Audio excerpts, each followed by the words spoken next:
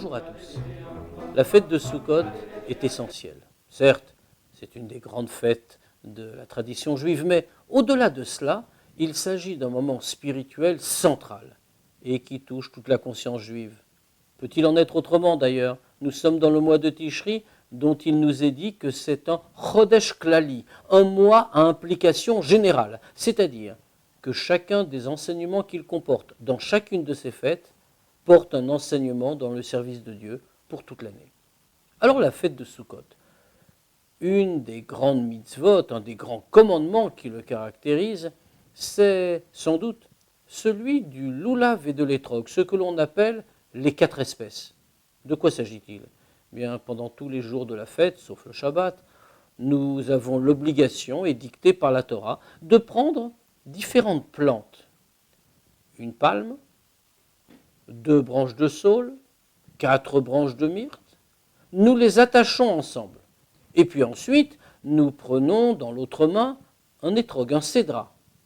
Nous réunissons les 4 plantes, nous les rapprochons les unes des autres, puis nous disons une bénédiction.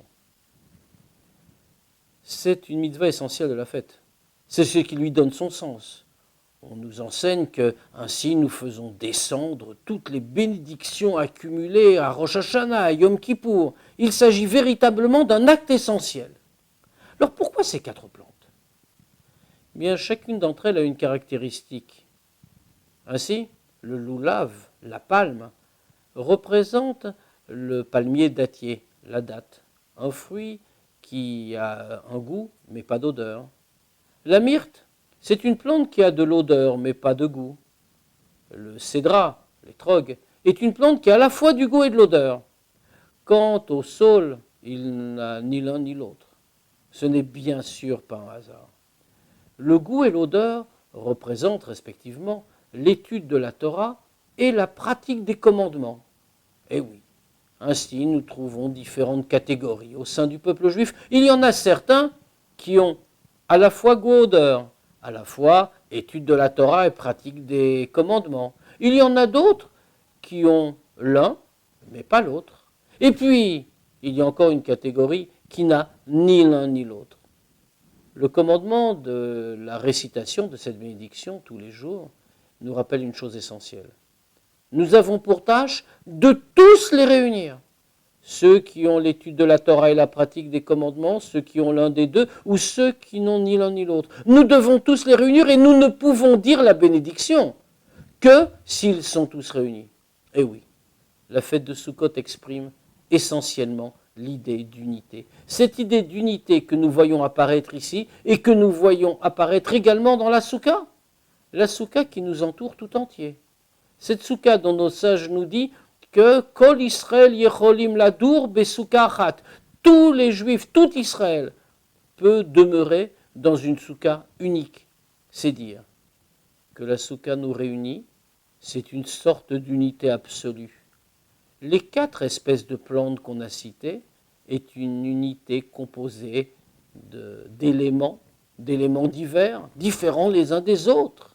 Et oui, notre monde est celui de la diversité, celui des éléments composites, celui des gens qui connaissent ou qui ne connaissent pas, qui pratiquent ou qui ne pratiquent pas, des modes de vie essentiellement différents. Mais voilà, arrive Sukkot, et de tous ces éléments disparates, on est capable de faire un seul grand tout. Et c'est ce grand tout qui amène la bénédiction ultime. Oh, ce n'est pas pour rien que nous enseignent nos textes.